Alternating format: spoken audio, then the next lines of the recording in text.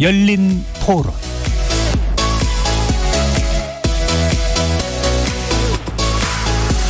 안녕하십니까. KBS 열린 토론 정준희입니다.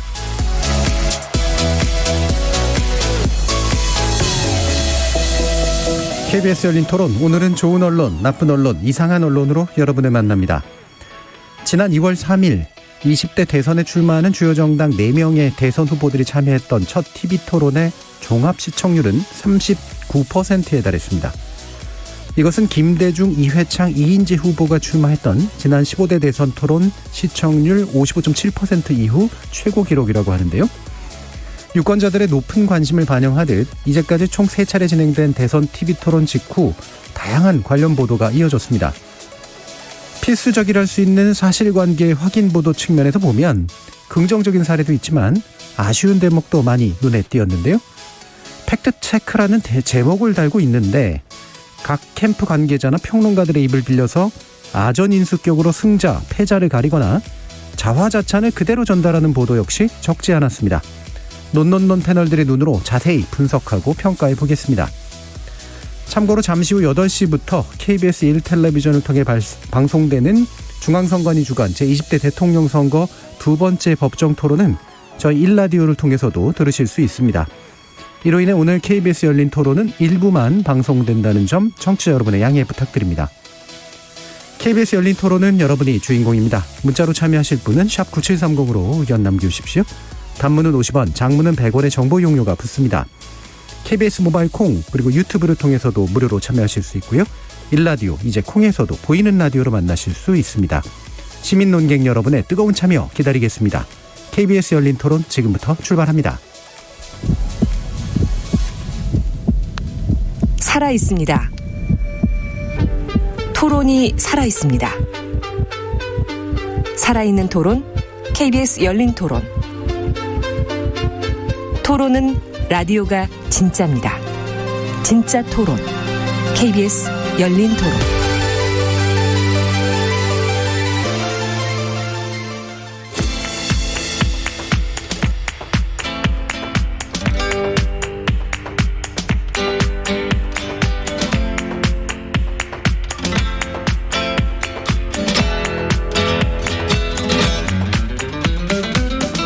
좋은 언론, 나쁜 언론, 이상한 언론?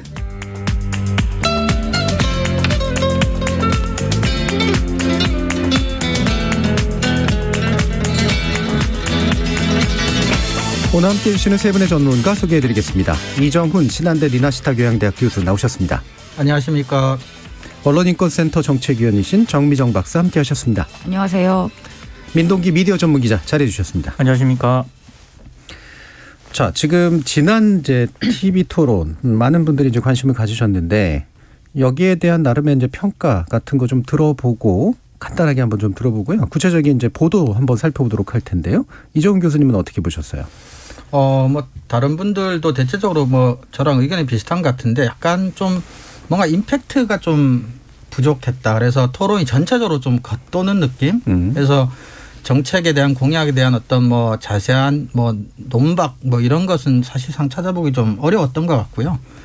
그래서 여전히 좀 후보들이 아직도 대외적으로 뭐 네거티브가 심하다, 뭐 최악의 선거다, 뭐 이런 식의 뭐 비판이 있다면 후보들이 오히려 그런 토론에서 좀 더 구체적인 정책 얘기를 좀 꺼내주면 좋겠는데 토론에서도 그런 부분이 조금 부족했던 게 아닌가 싶은 생각이 있습니다. 네, 아무래도 뭐 각자의 그 공격 포인트와 방어 포인트가 다르고 4명이나 되고 또 그렇죠. 법정 토론 룰이 있고 그러다 보니까 하나만 것 같은 느낌이 좀 들 때가 있었죠. 그렇죠. 뭐 임팩트가 이거는 좀 더 들어가면 재밌을 것 같은데 이런 생각도 들었었는데 민동 기자님 어떠셨어요? 저는 어떤 토론 내용보다는요. 이번 대선과 관련해서 TV 토론이 몇 번 안 됐잖아요. 예. 를 보는 듯한 그런 예. 느낌. 그러니까 후보들이 어떻게 뭐 토론을 잘하고 못하고 이런 평가가 아니라 토론회 자체가 바뀌지 않으면은 제가 봤을 때는 이건 일단 재미도 없고 뭐 정책 비교도 불가능하고 그리고 후보들 간의 어떤 그런 제대로 된 토론도 토론회가 담아내지 못하고 있는 그런 상황이 앞으로도 계속 반복이 될 가능성이 좀 높다. 저는 이런 생각이 좀 들었습니다. 예, 맞습니다. 사실 뭐 이게 과거 미디어 환경의 기초를 둬서 구축된 참 틀이라서 네. 그 형식이 가지고 있는 한계성 참 많이 눈에 띄더라고요. 문제가 안 생기기 위해서 최적화된 규칙이지 아무래도 토론이 예. 잘 되기 위해서 최적화된 규칙은 아닌 것 같아요. 예. 근데 이제 뭐 이 발전하다 보면 선거제도의 발전과 함께 투표제도도 같이 따라가긴 하는데 토론제도도 그러면 좀 더 번져 바뀔 필요가 있을 텐데. 그렇죠. 예. 정미정 박사님은. 저는 그 39% 시청률이 나왔던 토론 때보다는 재밌었습니다. 예. 네, 그건 확실히 재밌었는데 두 분도 말씀하셨지만 너무 답답해요. 맞아요. 그냥 어우 답답해서 못 보겠더라고. 이제 그런 게 바로 그 올드한 어떤 형식 그리고 너무 꽉 짜여져 있다 보니까 뭘 하다 말고 이건 가다 말고 그다음 대꾸는 안 하면 그만이고 내 하고 싶은 말을 지문이라고 또 길게 하면 그만이고 뭔가 이게 답답하고 저는 그런 생각을 많이 해봤어요.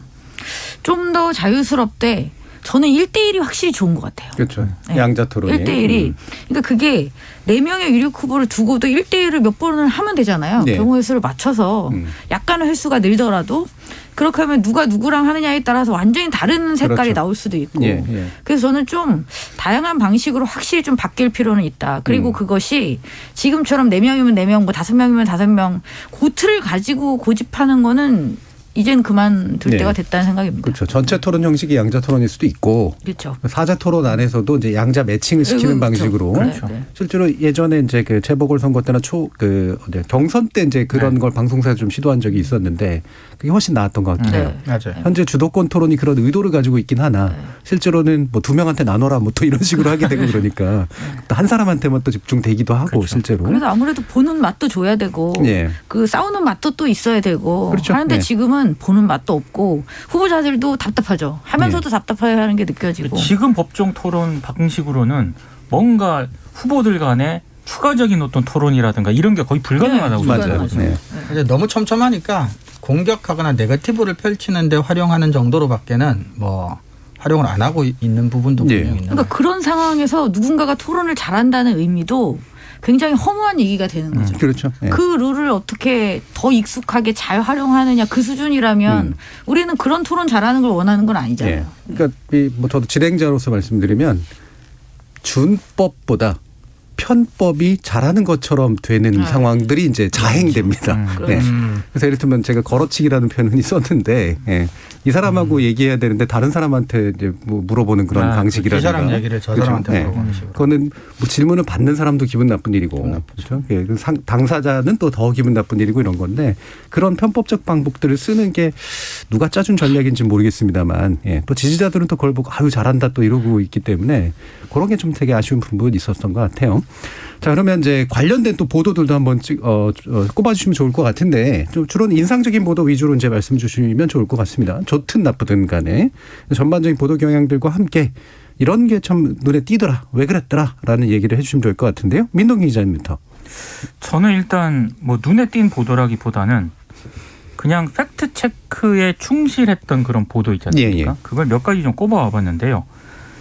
일단 공정성을 기해야 되니까 예. 후보별로 하나씩 말씀을 드리겠습니다. 왜 일단 웃었습니까 지금? 예? 공정성을 기해야 아니, 된다. 대선을 앞두고 있기 때문에 굉장히 공정성에 그 전에 우리가 공정하지 않았다는 거죠. 특히 더 기계적인 어떤 우리는 항상 예, 지켜왔다고 저는 그렇습니다. 생각합니다. 기계적인 어떤 형평성 이게 좀 필요하다. 예. 그래서 지금 예. 네. 뭐 동의하진 않습니다. 해보십시오. 네, 경향신문 2월 11일자 보도인데 이건 TV토론 팩트체크라는 그런 부제가 붙었습니다. 그래서 안철수 국민의당 후보가 강성 귀족 노조가 청년의 일자리가 만들어지는 것을 원천적으로 차단하는 경우가 예, 많다. 예. 이렇게 발언을 했거든요. 근데 이 발언에 대해서 경향신문이 전경련 산하 한국경제연구원의 뭐 자료라든가 아니면 한국은행의 자료 등을 이용을 해가지고 사실상 기업들이 경영에 어려움을 겪는 이유로 경기 악화라든가 구체적인 노동 정책을 주로 꼽았지 뭐 강성 귀족 노조 이런 거는 오히려 순위로 따지면 좀 밑에 있었다. 예. 그래서 약간은 좀 거짓에 가까운 어떤 그런 주장이었다. 이렇게 이제 팩트 체크를 한 거고요. 그리고 또 하나 꼽은 거는 한겨레가 2월 4일자에 팩트 체크 역시 부제가 붙었습니다. 윤석열, 이재명, 심상정 후보의 발언 가운데 잘못되거나 거짓인 부분을 지적을 했는데 윤석열 후보 같은 경우에는 최저임금하고 주 52시간제 철폐 발언을 본인이 한 적이 없다. 이렇게 얘기를 했거든요. 예. 그런데 이걸 팩트체크를 해서 지난해 11월 30일 그런 발언을 했다라고 이제 팩트체크를 한 거고요. 이거는 당연히 했는데 왜 그럴까 싶더라고요. 네. 그리고 이재명 후보 같은 경우에도 공공주택은 기초단체에서 만들 수 있는 게 아니고 중앙정부에서 만드는 네. 거다. 이렇게 얘기를 했는데 역시 이것도 팩트체크를 해가지고요.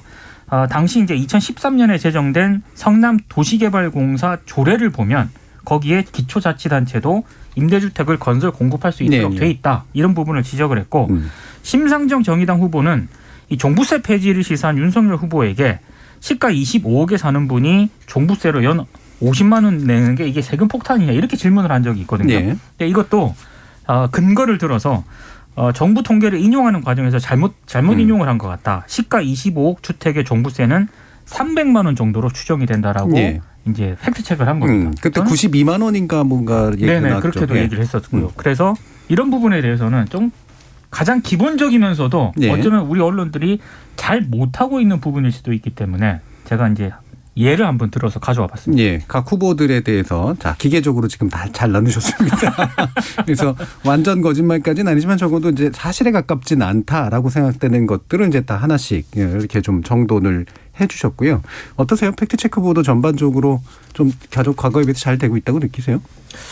저는 과거에 비해서 빈도수라든가 네. 시도라든가 후보의 말이라든가 공약이 가지고 있는 이런 부분들에 대한 양적인 어떤 그런 팩트체크 시도는 늘어났다고 생각을 하거든요. 네. 근데 저는 약간 좀 이거 보도라든가 이런 걸 보면서도 허무하다고 좀 생각이 들었던 게 저도 되게 허무해요. 이게 언론사들에서 이렇게 팩트체크를 하지 않습니까? 그러면 그게 실시간 토론회에 반영되는 어떤 그런 구조를 만들거나 네, 네. 아니면 다음 토론회에서 뭐 사회자가 됐든 뭐 후보들 간에 됐든 이런 팩트 체크를 다시 그 다음 토론에 반영하는 그런 이게 선순환 구조가 돼야 되잖아요. 네. 근데 토론은 토론대로 하고 언론이 팩트 체크는 팩트 체크대로 하고 다음 토론회에서 이게 반영이 안 돼요. 똑같이 약간 좀 문제가 있다라고 했던 그런 발언들을 똑같이 주장을 하거든요. 네. 그러니까 이게 겉도는 느낌이 계속 든 생각이 좀 들더라고요. 그렇죠. 만약에 이제 그 제일 재밌으려면 눈앞에 빨간불이 빡 하고 뜨고 그러니까요. 이제 이래야 되는데 그것까지 감행하긴 굉장히 어려울 테고 아마 큰일 우리나라에서는. 납니다. 우리나라 네. 선관위가 그걸 허용해 줄 것 같지는 않고요. 네. 지금 분위기는 전혀 그런 건 안 되고. 근데 필요한데. 사실 근데 이 부분은 중요한 것 같아요. 지난번에 분명히 팩트 체크돼서 네. 잘못됐다고 다 지적을 했는데도 불구하고 다시 그 다음 토론에서 여전히 반복하는 거. 네. 이 부분에 있어서는 확실히 좀 문제가 있는 것 네. 같아요. 자, 정미정 박사님은 어떤 거 골라주셨어요? 아, 제가 고른 거요? 예. 일단 그리고 저는 제일 많았던 기사는 그거였던 것 같아요. 토론회가 끝나면 항상 쌍따옴표로 누가 뭐라 그랬다, 누가 뭐라 그랬다, 네. 누가 뭐라 그랬다, 양쪽 누가 뭐라 그랬다. 캠프라든가. 예. 네 명의 말을 이렇게 오려가지고 하는 저는 여전히 이해할 수가 없습니다. 네. 왜 그 말을 할까, 그죠? 그러는 건지. 의학도 되지 않아요. 네. 이해할 수가 없어요. 네, 제가 가져온 기사는 그러니까 뭐 좋고 나쁘고 해서 가져온 건 아닙니다. 그냥 한번 얘기를 해보고 싶어서 가져왔는데요. 이 노컷 뉴스입니다. 노컷 뉴스. 이 대통령 바뀌면 병사 월급 200만 원 시대 줄 돈은 있나? 그래서 노컷 뉴스에서 노컷 체크라고 네. 팩트 체크 코너를 이제 따로 기획해서 만든 거고요. 이번 이 대통령 선거와 관련해서 꾸준히 팩트 체크를 한다라는 어떤 고정 코너인 거죠. 그래서 이번에 병사 월급 200만 원에 대한 이야기를 후보별로 이제 또 했어요. 물론 심상정 후보는 2030년 기준으로 이제 병사 초봉을 300만 원으로 하겠다. 약간 다르긴 합니다만 현재 병사 월급보다는 이제 올리는 방향에 대해서 세 후보가 공통적으로 말을 했고 그것에 대해서 확인을 하는 어떤 기사다라고 볼 수 있습니다. 그래서 기사의 내용은 제목에서 말했다시피 병사 월급 200만 원씩 돼서 줄 돈은 있는지 진짜 200만 원을 주거나 300만 원을 주려면 얼마만큼의 돈이 필요한지에 대한 부분들을 구체적으로 살펴보는 거고요. 그리고 그게 또 현실적으로는 가능한지 지금 진짜 그렇게 돈을 올리려면 얼마가 필요한지 뭐 예를 들면 뭐 5조 1,000억이 필요하다 뭐 3조 9천억 정도가 필요하다 이런 추산을 하고요. 그러면 이 돈을 어떻게 만들 건지 그러면 뭐 예를 들면 급식비를 아끼자 뭐 피복비를 아끼자 여러 가지 또 이제 안이 나올 수 있고 그것에 대한 평가를 하면서 이렇게 기사가 서술되고 있었습니다. 그리고 이전 정부에는 병사 월급을 어느 정도로 인상을 했었는지 뭐 이런 이야기들을 하면서 이걸 확인을 하고 있었어요. 그래서 저는 이 기사를 보면서 그런 생각을 했습니다. 나쁜 기사는 아닙니다. 그리고 어떻게 보면 이제 바람직한 기사들이죠. 특히 새 후보가 공히 이 이슈를 이야기했다는 것은 우리 사회에서 어느 정도 이 이슈에 대한 필요성 내지는 합의가 어느 정도 수준까지 이루어졌다라는 것을 보여주는 것이기도 하고요. 그다음에 이것이 합의가 이루어졌지만 실제로 들어가야 될 돈에 대해서 좀 더 현실적으로 지적을 하는 면에서도 좀 저는 긍정적으로 평가할 수 있을 것 같고요.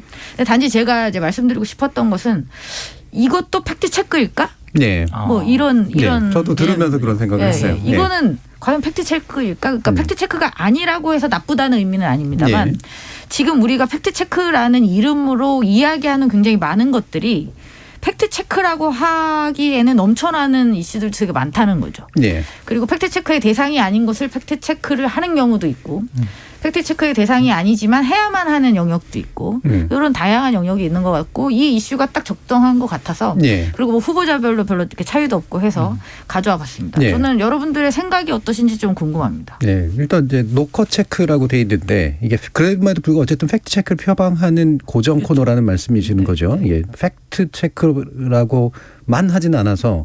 체크는 할 수 있으니까 그렇죠, 팩트 말고도 네. 의견도 체크할 수 있고 이제 그러니까 자 근데 핵심은 어쨌든 이게 현실성 공약의 현실성을 따지는 것과 공약에 대한 주장의 사실 근거를 따지는 거는 사실은 다른 건데 다른 문제. 이게 이제 섞여 있는 경우들이 많고 사실 다른 팩트 체크에서도 이런 것들이 상당히 많아요. 되게 많죠. 그래서 팩트 체크 전문가들이 공통적으로 지적하는 게 사실 확인이 필요하거나 가능한 부분에서 출발하라 이제 이건데 그렇지 않은 것들이 사실 우리나라 팩트체크 보도에서 많죠. 다른 분들도 아마 그런 생각도 좀 드실 텐데. 저는 일단 팩트체크라고 하면은 정말로 사실관계에 문제가 있거나 아니면 이런 정말 이것은 명백하게 거짓이다 혹은 거짓에 가깝다라고 이게 판단 가능한 어떤 그런 부분에 대해서만 해야 된다는 게 맞다고 보고요. 이게 정책이 실현 가능한가 이런 부분에 대해서는 그 언론사나 기자들이 정책을 평가하거나 분석하는 그런 기사로 분류를 하는 게 맞다고 저는 생각을 합니다. 이거는 조금 팩트체크 영역하고는 조금 좀 거리가 좀 있는 것 같아요. 저는 일종의 정책 검증 기사 정도로는 볼 수 있을 것 같고요. 근데 어떻게 보면 좀 바람직한 방향이라고 저는 생각합니다. 그러니까 결국은 분석을 해야 이게 나오는 거고 물론 이제 분석하기 위한 근거로 가져오는 자료들이 또 얼마만큼 팩트인가. 그렇죠. 그런 건 이제 검증할 수 있고요. 그런 것들은 되게 중요하다. 그러니까 팩트 체크는 그 대상이 반드시 팩트여야만 합니다. 팩트 체크란 이름으로 하려면 반드시 그래야 되고요. 의견이나 주장도 언론의 검증 대상은 될 수 있겠지만 팩트 체크란 이름으로 검증을 해서는 안 됩니다. 왜냐하면 팩트는 참인 팩트와 거짓인 팩트가 있지만 판정을 내릴 수가 있지만 의견이나 주장은 참인 주장, 거짓인 의견 이런 건 있을 수가 없거든요. 그래서 의견이나 주장을 검증을 하려면 의견이나 주장에 동원된 근거에 포함된 팩트를 검증을 해야 됩니다. 그리고 특히 우리나라 같이 정파성이 강한 언론, 팬덤 정치 그리고 의견과 사실을 혼동하는 탈진실 인식 상황 이런 데서 의견을 자칫 참거짓으로 판명해버리면 그것이 오히려 굉장히 더 부정적인 결과를 낳기가 쉽습니다. 그래서 우리나라 언론들이 하고 있는 팩트 체크 중에 비중도 많고 가장 심각한 문제는 뭐냐면 의견으로 의견을 검증하는 겁니다. 주장으로 주장을 검증하는. 그게 우리나라 팩트체크에 되게 대단히 많습니다. 그거는 팩트체크라고 일단 부를 수도 없고 의견 검증으로서도 가치가 거의 없는 그런 거라고 저는 생각을 합니다. 그래서 이게 병사 월급 200만 원 시대에서 아마 다 줄 것처럼 얘기하지만 사실 벌써 5년 전에 이 사례가 있었습니다. 최저임금 다 10,000원 동의했거든요. 그렇죠. 근데 최저임금 10,000원 가지고 엄청 싸우잖아요. 물론 이제 그 속도에 대해서 여러 가지 의견들은 있을 수 있는데 이게 합의된 것처럼 보이지만 그 시간이 또 지나고 나면 집권 측이든 뭐 야권 측이든 간에 여기에 대해서 또 다른 정치적인 수사들이 동원될 가능성도 좀 꽤 있다고 보는데 그래서 검증의 필요성은 있으나 이게 이제 팩트체크로 통쳐지는 것은 확실히 좀 경계해야 될 필요가 있다. 이런 의견들이시고요.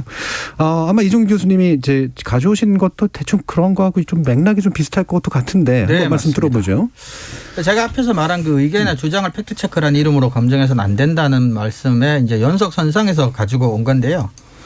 그나마 의견이나 주장을 검증할 때 어떤 정도까지는 그나마도 허용이 될 수 있고 괜찮다고 보여지지만 어떤 경우는 얼마나 상대적으로 나쁠 수 있는가를 비교하려고 두 가지를 가지고 왔습니다. 그래서 그 기축통화국 가능성 뭐 이 발언이 굉장히 문제가 언론한테는 문제가 많이 됐었습니다.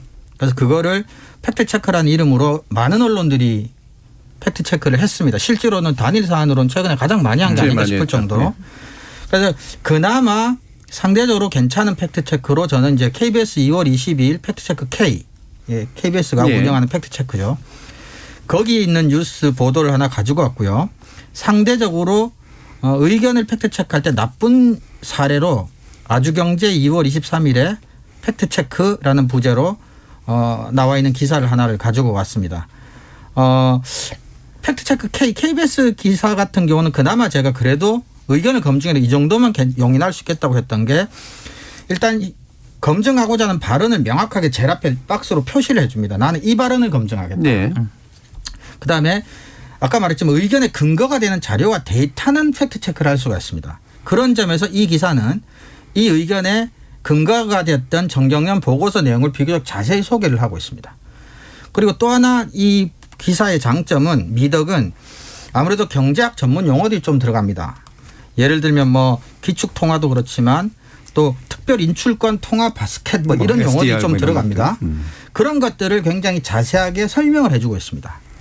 그리고 무엇보다도 이 기사의 가장 큰 미덕은 의견을 팩트체크라고 하고 있지만 마지막에 최종적으로 참거짓을 판명하지 않습니다. 네.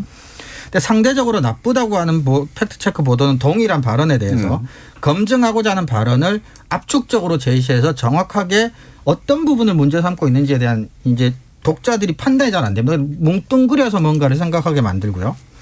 그다음에 의견의 근거가 되는 자료나 데이터를 전혀 제시하고 있지 않습니다. 네. 그리고 검증 과정이 너무 부실합니다. 온라인 기사 기준으로 9줄짜리 기사입니다. 그리고 최종적으로 이 기사가 나쁘다는 결정적인 이유는 거짓이라고 예. 명확하게 판명을 해버립니다. 아이고, 이건 뭐 뭘 팩트 체크하겠다는 말 쓰는데도 줄이 부족할 것 같은데 9줄이면. 그렇습니다. 그래서 뭐 정 교수님 잘 아시지만 네.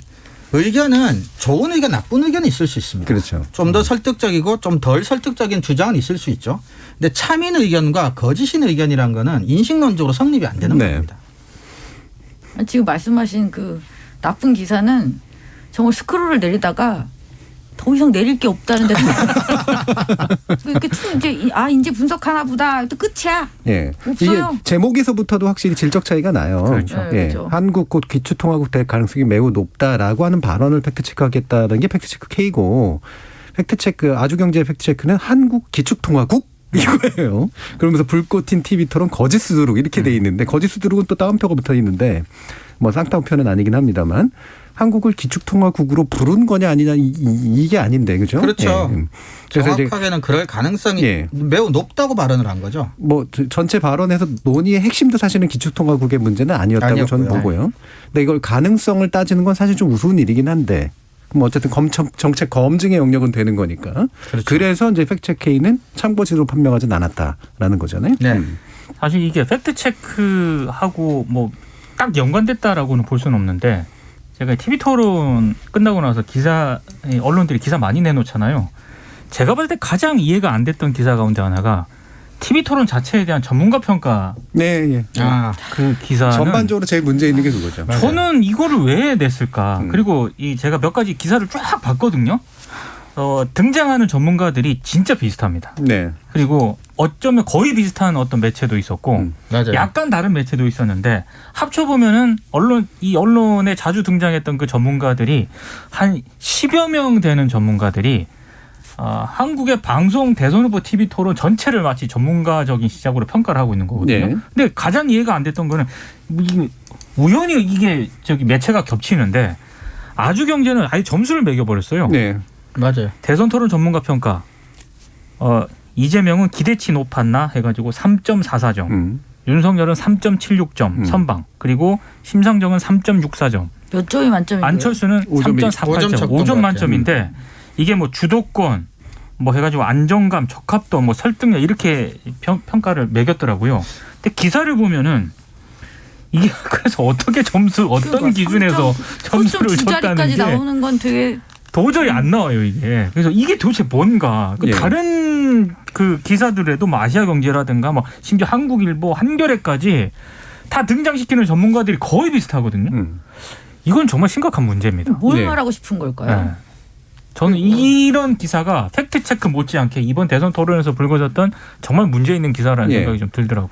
그러니까 이제 승자냐 패자냐 또는 이런 거를 따지고 싶어하는 게 되게 많으니까. 근데 그게 철저히 주관적으로 이루어지는 행위라고 하는 것들을 무시한 채 평가로 보여줘야 되기 때문에 점수로 만들면 이 어느 정도 객관적으로 비치지 않을까. 네. 그것도 여러 사람 섞어서 하면은 또 대충 평균 내면 되니까 이런 아주 단순한 문제의식이 작동한 그런 결과라고 볼 수 있죠. 이게 이제 무슨 얼마 전에 끝난 동계올림픽의 피겨스케이팅의 뭐 기술 점수하고 예술 네. 점수를 네. 주는 거라면 그나마라도 괜찮은데 이거는 지지자들이 누구냐에 따라서 사실 굉장히 다르게 드릴 수밖에 없는 게 어차피 그럼요. 토론이잖아요. 그리고 토론은 상대방이 또 어떠냐에 따라서 토론의 질이 굉장히 많이 다 바뀝니다. 굉장히 다르고요. 네, 상대방이 안 받아주거나 계속해서 이상한 짓을 하면 이 사람이 아무리 토론 준비가 잘 돼 있어도 그 토론이 좋은 토론이 될 리가 없죠. 네. 그래서 이건 전문가 평가라는 것도 좀 웃기고. 그렇죠. 저도 물론 이제 전문가 평가의 관점에서 얘기는 할 수 있으나 네. 그걸 점수화 시킬 수 숫자 있다고는 그렇죠. 절대 이제 불가능하다고 보는데. 전혀 다른 문제인데. 저는 예. 그게 좀 궁금한데요. 그 전문가들이 모여서 평가하는 경우도 있고 또 그걸 또 여론조사를 하잖아요. 네. 네. 그래서 이제 누가 몇 프로 그렇죠. 누가 몇 프로 난 그러니까 윤 1위 몇 프로, 뭐 이 1위 몇 프로, 뭐 심 1위 몇 프로 뭐 이런 식으로 해서 또 순위를 매기잖아요. 그 여론조사는 어떻게 생각하세요, 그럼? 대중들이 판단하는 거잖아요. 네. 여론조사는 사실은 전문가 몇 명 델다 놓고 5점 척도 해가지고 뭐 검증도 안 된 뭐 지표를 가지고 평가하는 것보다는 그래도 예를 들어 유권자들이 어떤 정도의 인상을 받았다라는 것 정도는 뭐 괜찮다고 봐요. 상대적으로. 네. 상대적으로. 근데 뭐 그것도 저는 그렇게 필요한 일인지 모르겠습니다. 네. 근데 뭐 이제 사실은 이 지지율을 측정하는 것과 유사한 거죠. 결국에는 네, 그렇죠. 누구한테 호감을 느끼냐의 문제니까. 그래서 호감도 측정이 되는 거고. 근데 이 호감도와 기존 지지율 사이 격차가 만약에 생겨난다면 그 격차만큼의 이제 토론이 일정한 효과를 보였다라고 볼 수 있는 부분이 있으니까 저는 그 정도는 뭐 용인 가능한 수준이라고 이제 보는데 그것도 사람 수도 훨씬 더 많을 테고 당연히. 그러니까 토론에 대한 평가는 그 시청자나 유권자들한테 좀 그렇죠. 그건 확실히 그렇죠. 맡겼으면 좋겠고요. 저도 이제 다른 방송, 뭐 유튜브 방송 이런 데 나가서 그냥 편하게 간단하게 물어보는 경우가 있어요. 진행자가. 어제 토론 어떻게 보셨냐 그러면 뭐 전반적으로 뭐 어떤 뭐 이렇게 해왔다고 넘어가지. 네. 그걸 가지고 정말 뭐 심각하게 누가 이 후보가 잘했고 저 이렇게는 얘기 안 하거든요. 네. 근데 이거를 지면이나 신문 인쇄 매체에서는 이걸 너무 심각하게 하니까 점수까지 매기면서 이건 좀 다른 차원인 것 같더라고요. 그리고 토론을 어제 했는데 오늘 그 시청한 사람들이 그것에 대한 평가가 그렇게 몇 시간 만에 나오지가 않습니다. 사실은. 그렇게 조사에서 나타났다는 그 시청자들의 반응도 그 시청자들의 진짜 반응이지 않을 가능성이 많습니다. 뭐 다음 며칠이라도 지나고 주변 사람들하고 그걸 가지고 또 논의도 좀 해보고 얘기도 좀 해보고 이러면서 이제 머릿속에 어느 정도의 평가 결과가 남는 거지 오늘 보고 내일 아침에 전화 받아서 누구 1등 누구 2등 하는 거는 뭐 좀 문제가 있지 않나 싶기도 합니다. 저는 언론이 너무 한가한 것 같아요. 예. 지금 그딴 거 신경 쓸 때가 아니잖아요.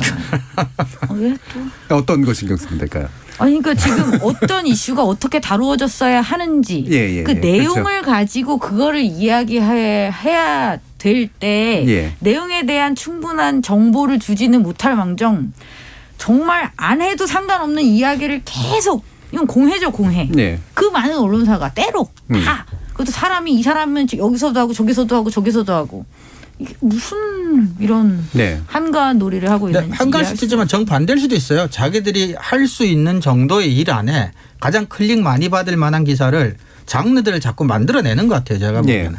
누구 필요하고 편을 중요하고를 드시는 거예요. 떠나서. 그러니까 이게 관련해서 한 세 가지 정도로 나눠볼 수가 있을 것 같은데 실제로 이제 나왔던 발언에 대해서 사실 검증이 필요한 부분을 확실하게 사실 검증해 주는 영역. 그다음에 그렇죠. 정반대편에서 좀 더 심층화시키는 방식. 이를테면은 저는 데이터 경제 관련해서 한번 싸게 붙었을 때 그게 3분 안에 붙었는데 사실은 그건 한 5분 정도 다 써서라도 좀 제대로 좀 더 들어갔었으면 네, 네. 좋았겠다라는 생각이 들었는데 아직 안 들어간 거잖아요. 근데 이후에 정치, 경제, 사회, 그러니까 정치, 사회를 다루니까 경제는 다시 안 다룬단 말이죠. 그래서 이 부분에 대해서 사실은 여기까지 가서 멈췄으나 들어가 보면 이 정도까지 아마 들어갈 수 있을 것 같다. 여기서 견해 차이가 나올 것 같다. 그래서 뭐 어제 백분 토론에서 약간 그런 게 진행이 됐었는데 그럼 이게 보안 문제의 관점에서 봤을 때 개인 정보를 어디까지 그러니까 개인에 관련된 데이터를 어디까지 공개하는 게 맞느냐 그렇지 않은 문제 가지고 철학적 차이도 보일 수 있고 이런 거니까. 이게 쟁점이 굉장히 많거든요. 네. 논쟁적이기도 그렇죠. 하고 그 네. 데이터 보안 문제는 그러니까 그런 것들을 다루지 않았었다고 하더라도 실마리를 가지고 심층 보도를 할 수 있다라는 네. 경제 영역에서 마땅히 다루었어야 되는데 왜 이번 토론에서 후보들이 관심을 가지지 않았을까라는 이슈를 끄집어내서 다뤄야죠. 네. 그리고 그래야 이걸 다시 던질 수가 있는 거잖아요. 그러니까 이러기에도 바쁜 상황이라는 거죠. 제가 네. 드리고 싶은 말씀은 그겁니다. 그렇죠. 그래서 그 방금 이제 정민정 박사님 그래서 그 팩트체크 단순한 팩트체크 반대편은 아니지만 더 깊은 편에서 심층적으로 좀 짚어줬어야 된다. 이게 이제 더 네. 필요하다고 보시는 거고 대부분은 이제 그 중간에 있는 거죠. 그렇죠. 네, 점수 매기고 네. 뭐 누가 잘했니, 네가 잘했니 그렇죠. 이게 여론을 얼마만큼 뭐 왔다 갔다 하니 많이 이제 이런 식의 문제로 진행되는 그 제3유형이라는 게 대부분을 차지하고 있다. 정준 교수님이 그 중간에 있다고 말씀을 하셨지만 솔직히 말해서 제일 편하게 기사 쓰는 그래서 거예요. 제일 편하게 쓰는 거죠. 정말 편하게. 둘 다 어려운 거니까. 네, 그죠? 이 양쪽은 어려운 거고 예. 그렇게 쓰는 게 제일 기사 쓰기 편하거든요. 예. 네. 예. 별로 할 게 없잖아요. 네. 스스로가 할 게 없고 그냥 데려다가 물어보면 되는 거니까. 그렇죠. 예. 그리고 사실 그 토론 평가해 주시는 분들 토론 다 봤을까 싶은 생각도 들어요. 중요한 장면만 몇 개 보고 이제 얘기했을 가능성도 꽤 있다. 근데 저는 그것도 의문스러운 게 전문가라고 했을 때는 어떤 영역의 전문가가 있잖아요. 그렇죠. 그렇죠. 예. 그럴 때 과연 그 토론에서의 어떤 부분을 중심적으로 이 사람이 전문성을 가지고 평가를 할 수 있는지 예. 저는 그 전문가들도 다 다른 전문성을 가지고 있다고 보거든요. 그렇죠. 근데 예. 이들이 통으로 같이 다 평가를 하는 것 자체도 저는 말이 안 된다고 생각합니다. 예. 그렇죠. 토론 전문가도 정치 전문가도 경제 영역에 있으면 경제 전문가도 그러니까요. 경제에서도 여러 가지가 어떻게 있는데 어떤 전문가가 다 어떤 기준이 걸 가지고 다르죠. 평가하냐는 그렇죠. 거죠. 말만 잘한다고 토론 전문가가 보기에 레토릭이 좋다고 좋은 토론이라고 볼 수만도 없는 당장 거고. 기축통화 관련된 약간 그릇된 논쟁 구도 안에서도 그 부분에 대한 전문가 얘기를 쓴 기사는 거의 못 봤어요. 그리고 흔히 말하는 재정 확장론 관련해서 빚을 어느 정도까지 지는 것이 맞느냐에 대해 물론 여러 번 논쟁했던 거긴 한데 대표적으로 이제 재정 관리론자하고 확장론자가 있는데 그들의 의견을 실명으로 받아가지고 평가를 한다거나 이랬으면 되는데 그게 대부분 다 정치평론가들이 얘기하고 있거든요. 그래서 예. 저도 이제 다시 이제 처음에 이 열린 토론 논논 시작할 때 했던 그 질문으로 다시 돌아갈 수밖에 없는데 예.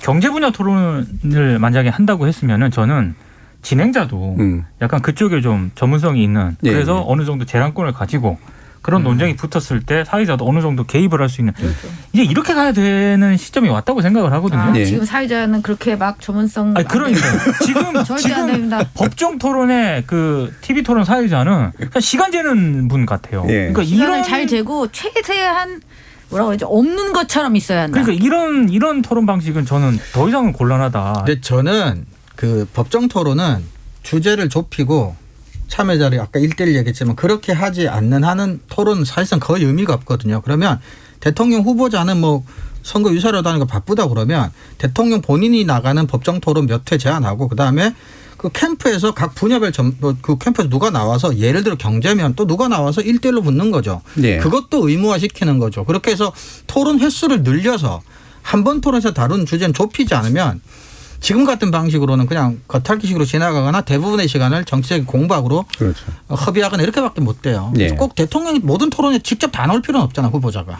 7348님께서 지금 진행되고 있는 대선 후보 토론과 관련해서 토론 문제점, 개선 방안 등 패널의 좋은 의견 잘 듣고 있습니다. 오늘 얘기한 것 중에 한 가지라도 다음 토론에서는 반영되면 좋겠습니다. 다음 토론이 어렵다면 다음 대선에서라도 말이죠. 라는 말씀도 주셨는데요. 시간이 많이 남진 않아서 그러면 오늘 이제 토론 좀 있으면 이제 바로 이제 진행이 될 토론인데 정치 분야라고 돼 있긴 하지만 이제 정치, 외교, 뭐 통일, 국방 뭐 이런 것에 관련된 그런 문제죠. 다음번 이제 사회 주제니까요. 오늘은 뭐 이게 보통 정치평론가들은 어떤 게 쟁점이 될 것 같습니까? 뭐 보통 이런 건 묻는데 어떤 포인트들이 또 팩트 체크의 대상이 되거나 아니면 보도 그 평가에서 이제 주된 어떤 이야기로 오르게 될까에 대한 궁금증들이 좀 있어요. 그래서 어떤 부분들을 좀 주목해서 이게 사실관계 여부를 잘 따지면서 들어보셨으면 좋겠다라는 그런 생각들을 하시는지 한번 얘기를 들어볼게요. 민 기자님 어떠세요? 저는 아무래도 이제 오늘 뭐 우크라이나 예. 그 문제를 비롯해 가지고요. 이게 결국에는 국제 외교 문제고 예. 국제 정치 영역이니까 후보별 이런 사안들에 대해서도 후보별의 뭐 견해라든가 이런 부분을 충분히 들어볼 수 있을 것 같고 거기에 따르는 여러 발언들을 가지고 아마 후보들 간에도 논쟁이 저는 있을 것 같거든요. 또 하나는 민주당이 또 최근에 제안했던 여러 가지 정치개혁안 이런 그렇죠. 부분들에 네. 대해서도 특히 뭐 심상정 정의당 후보라든가 안철수 국민의당 후보 같은 경우에는 두 후보가 예전부터 주장해왔던 그런 부분이기 때문에 또 그 제안 자체에 대한 평가라든가 뭐 지금 이 시기에 왜 제안했느냐 이걸 둘러싸고도 아마 후보들 간에 치열한 저는 이 부분은 좀 치열하게 논쟁을 했으면 좋겠습니다. 네. 네. 사실 이게 치열하게 됐으면 좋겠는데 우크라이나 문제 때문에 또 그렇죠. 네, 이게 또 네. 약간 물론 그것도 되게 중요한 문제라서 네. 이게 어떻게 배분이 될지 잘 모르겠어요. 네.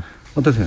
저도 두 가지 문제는 비슷하게 생각합니다. 특히 우크라이나 문제는 지금 이제 선제 타격론을 비롯해서 대북 강경론과 뭐 유화론 사이의 문제하고도 직접 연결돼 있기 때문에 이 부분은 뭐 자칫하면 이제 크게 논쟁이 될 가능성이 저는 충분히 있다고 봅니다. 또 아주 시의성 있는 분야기도 하고.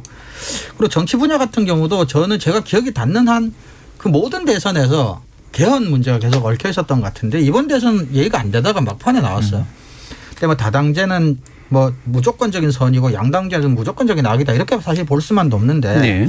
거기 나온 여러 가지 이야기들 뭐 중임제든 뭐든 그러니까 제도도 사실은 제도 자체가 중요하기도 한데 곰곰하게 한번 생각해 볼 수 있는 기회가 됐으면 좋겠고 팩트 체크 관해서 제가 좀 우려스러운 건 아무래도 정치 분야다 보니 주장과 의견이 남몰 가능성이 많고 또 팩트 체크도 정파적 이해관계를 둘러싸고 의견으로 의견을 검증하고 주장으로 주장을 검증하는 이런 제가 생각하는 가장 안 좋은 팩트 체크가 또 남몰 가능성이 많다. 그래서 예. 보수 언론은 보수 언론대로 자기들이 원하는 결과를 어느 정도는 계산에 넣은 질 나쁜 팩트 체크 같은 것들이 나오고 진보도 진보대로 그럴 가능성도 좀 있고 해서 오히려 이렇게 되면 이제 정치와 뭐 정치 무관심만 높이게 되기 쉽거든요. 그래서 이번만이라도 제발 이번부터라도 그런 주장 의견을 떠나서 거기 나와 있는 세세한 어떤 뭐 디테일 이런 것들에 조금 기자들이 좀 주목했으면 좋겠다 싶은 생각입니다. 예.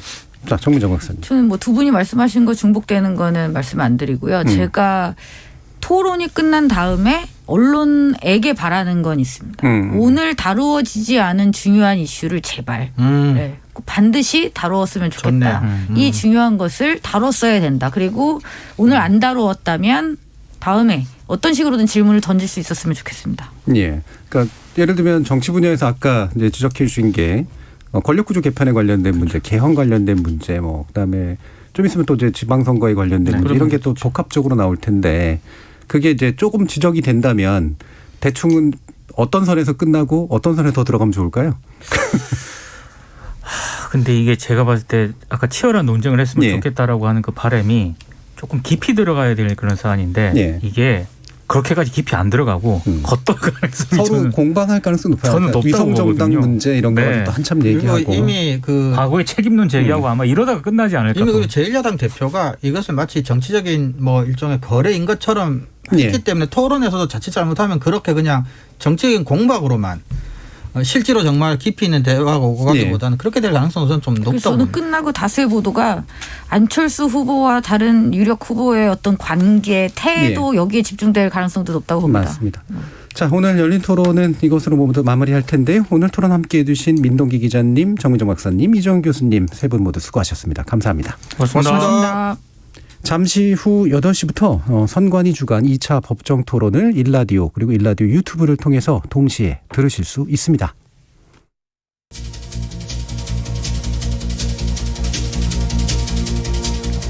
정치는 과학과는 달리 정확함을 필수로 하진 않습니다. 과장도 하고 축소도 하고 감정을 이리저리 자극하는 언어를 쓰죠. 그럼에도 불구하고 대놓고 하는 거짓이나 최소한의 품격조차 갖추지 않는 언어까지 우리가 포용해 줘야 될 이유는 없습니다. 거짓이나 무논리, 저품격을 제어하는 행동을 편파성이라고 보는 시각이 있다면 그건 바로 스스로의 거짓, 무논리, 저품격을 반증하는 것일 뿐이겠죠. 지금까지 KBS 열린 토론 정준이었습니다.